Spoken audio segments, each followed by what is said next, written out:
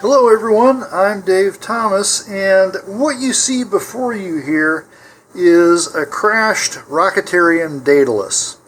This is a two-stage mid-power rocket, and on its flight of about a month ago, the first stage took off just fine, but then it failed to stage and the whole rocket came down ballistically and crunched pretty much almost all of the front half of the rocket here.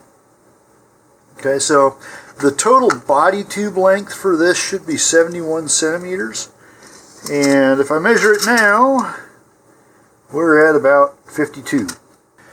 Now if we look down inside here, I don't know if I can quite get this where I want it. Can't get the light in the camera where I want it here, but oh, there we go. Down inside there, you can see the baffle, and there's still probably a good 10 centimeters of usable body tube between the baffle and the damaged part here. So if I cut this off right about where the paint is damaged there, I'll still have enough room to put a coupler in here and replace the body tube that got damaged. The other parts of the rocket, the nose cone, it was really dirty when I pulled it out, but it's been cleaned up nicely, and the booster stage still work fine, so I don't have to do anything to them. Also, I was able to scavenge the parachute. Since it never even got ejected, it had no damage to it. So really the only thing I need to do here is replace part of the body tube, and this rocket will be ready to go again. Now the first thing I need to do is remove the damaged section, and I'm going to use this tube cutting guide that Estes makes. And so I'm just going to slip the first part on here. Now it might take a little bit of wiggling to get around this damaged part.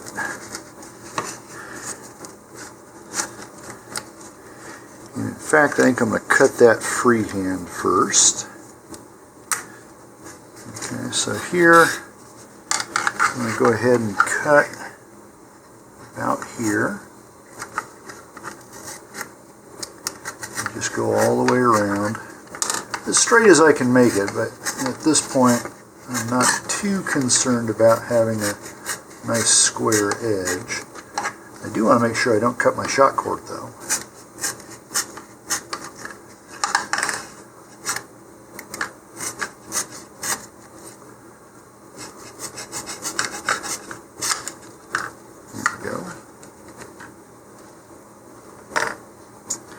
Alright, so we can get the scraggly part out of there. Alright, now we should be able to get this on.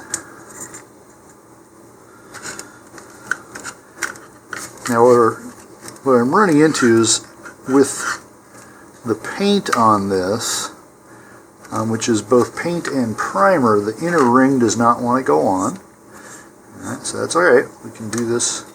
We'll use the outer ring here and see if that gives us enough friction. There we go. Yeah, and that's nice and tight. So as long as we keep it straight in the back there, so that's not terribly tilted, we could still use this as a cutting guide.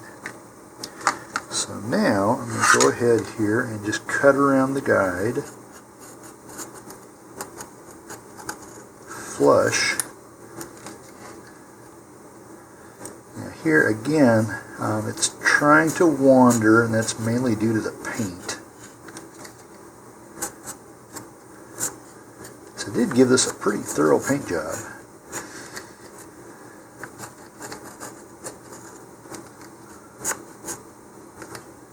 Alright, see that wandered a bit, and I don't want that to happen. So make sure I'm realigned here.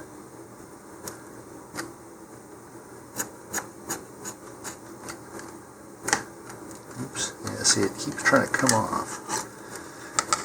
We don't want that to happen. And this is the problem of using the front ring without the rear one, is it tends to bend.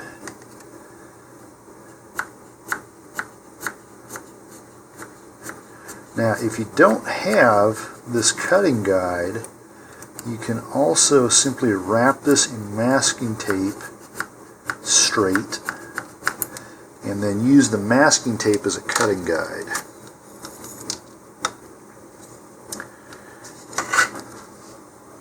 Okay. So we still got lots of room there. So next we're going to need a BT60 size coupler.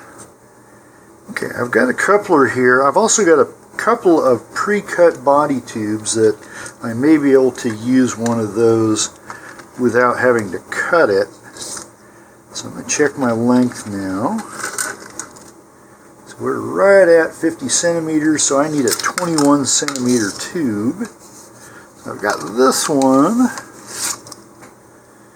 That's 32. Now, there wouldn't be any problem of using this. Making the rocket longer will not affect its stability negatively. In fact, it'll make it more stable.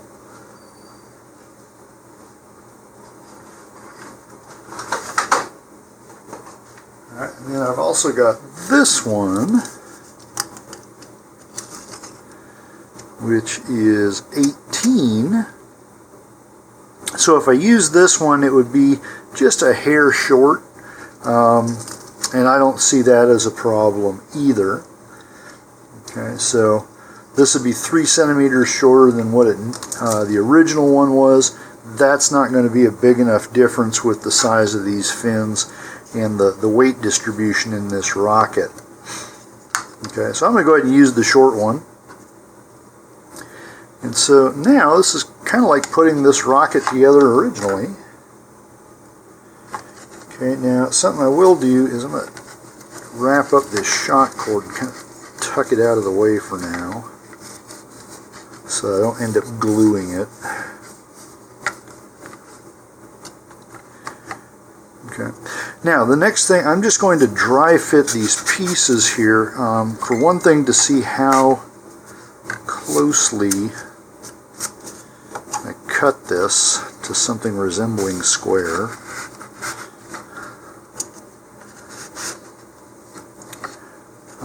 Actually pretty good.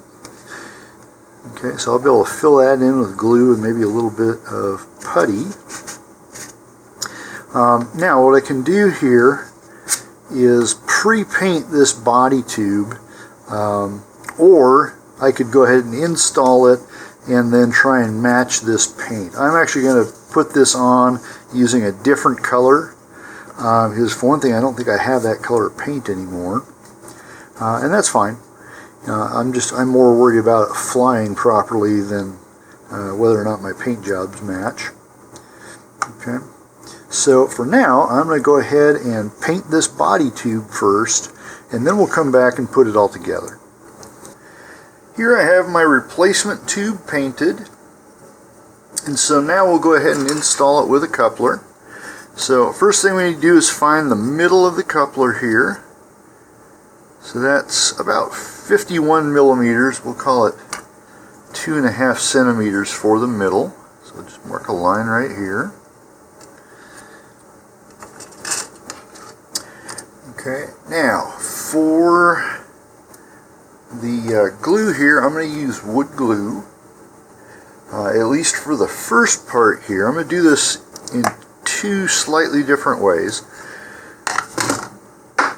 So for the original tube here, I'm going to put a bead of glue in. You can use white glue or wood glue for this.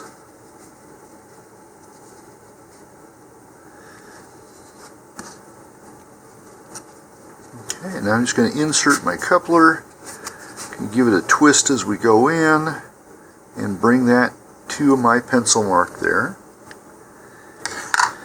I'm going to let this dry for about 5 minutes so we don't run the risk of pushing it further down the tube, and then we'll attach the upper body tube. Okay, my glue has had some time to dry. Now for the upper part, I'm going to do this in kind of 2 stages here. For this one I'm going to use white glue, and the reason for that is to make it less visible at the seam. So I'm going to do this just like we did before with the wood glue, so just put a bead inside.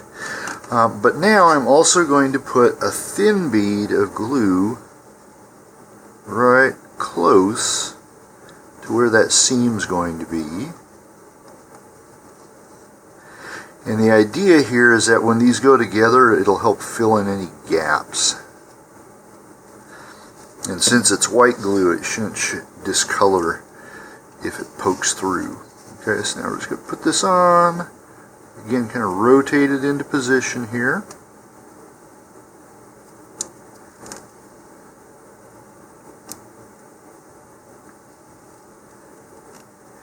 And by rotating this, I'm spreading the glue out as much as I can. Okay, and I'm going to take a tissue here and wipe the excess off the surface.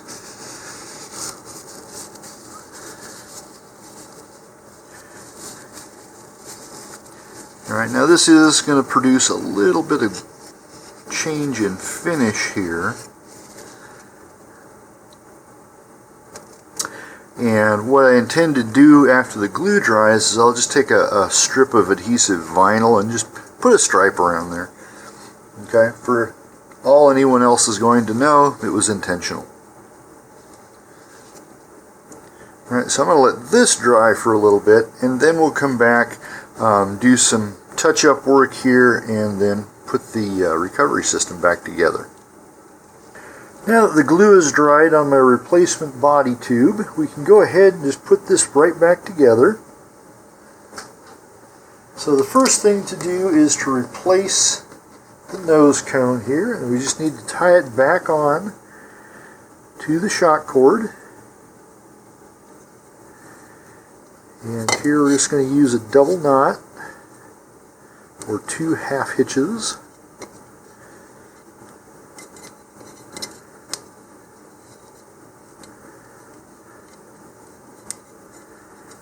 Okay, get that good and tight, pull it from many directions here, and then cut off back to about 1/4 inch or 5 to 6 millimeters here, just so that doesn't get caught between the body tube and the shoulder. Okay, parachute, since I used a snap swivel to begin with, is going to be really easy. So I just need to put that back on and snap it into place.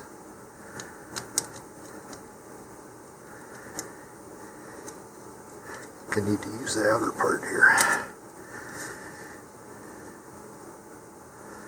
Oops. Snap swivel came apart there. Alright.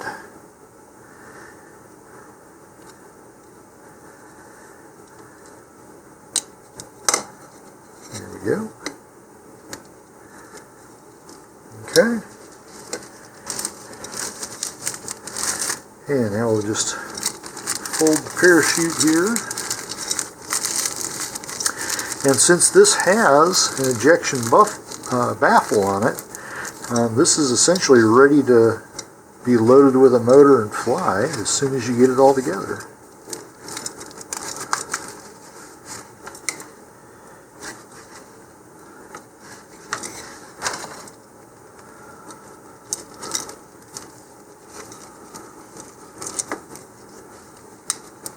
Okay, make sure there's nothing getting caught there. Alright, that's ready to go. Here's our booster section, which if we're ready to fly, we'd put a motor in there and attach that as well. Okay, and then just one other thing, we can go ahead and put something over our seam there to hide it. So to hide my seam, I'm just going to use some vinyl here. And this is, you can get this from hobby stores that sell Cricut materials. You don't need to have the Cricut cutter, you just need this. And so what I'm going to do here is, first of all, just get an idea of how much I need.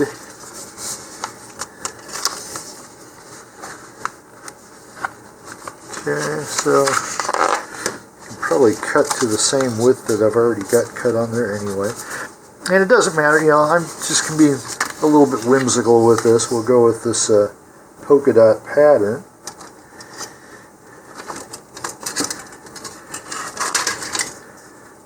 So I'm just going to cut through here.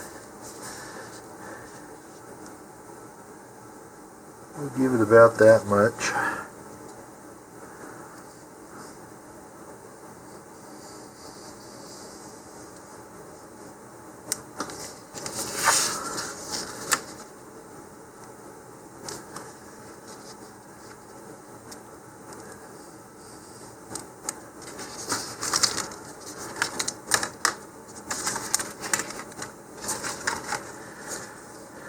Alright, then we'll just give this another size check here.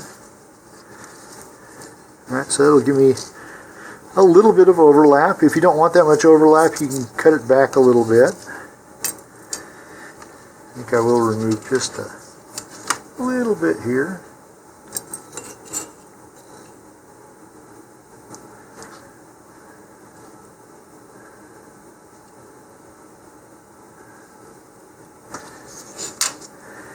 Now, to make the vinyl easier to work with, I've got a little basin here of room temperature water, and I've got just one drop of generic dish soap in there, dishwashing detergent. Alright, so I'm going to peel my vinyl here, and then I'm going to put the sticky side into the water. Actually, I'm going to put the whole thing in the water. And this makes it more movable without peeling up the paint. So now I can just apply this. Alright, and I can wrap this around and see that, well, it's pretty close. Alright, you see that just lifts up really easily there. Now I can put a little tension on here as it goes on.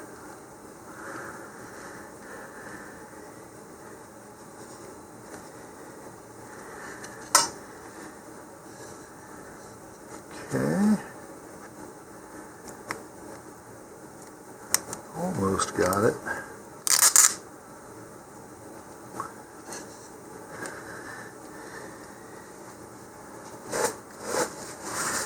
I can just squeegee this off.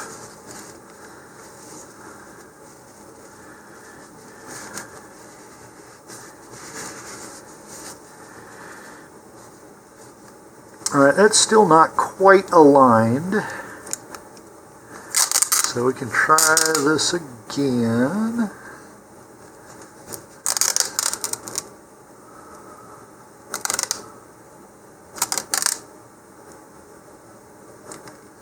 There we go. Okay, and then just go ahead and squeegee this around again. Now it might be kind of loose sticking for a little while, like right there. But once the water dries, this should become permanent. Alright, you just go around here, squeegee out the air bubbles.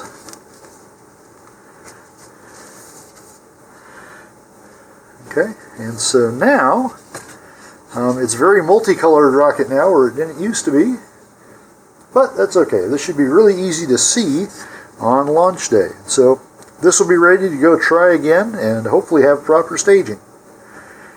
Hope this was informative and helpful to you. Have a great flight and a safe recovery, and please stay tuned for more of my videos.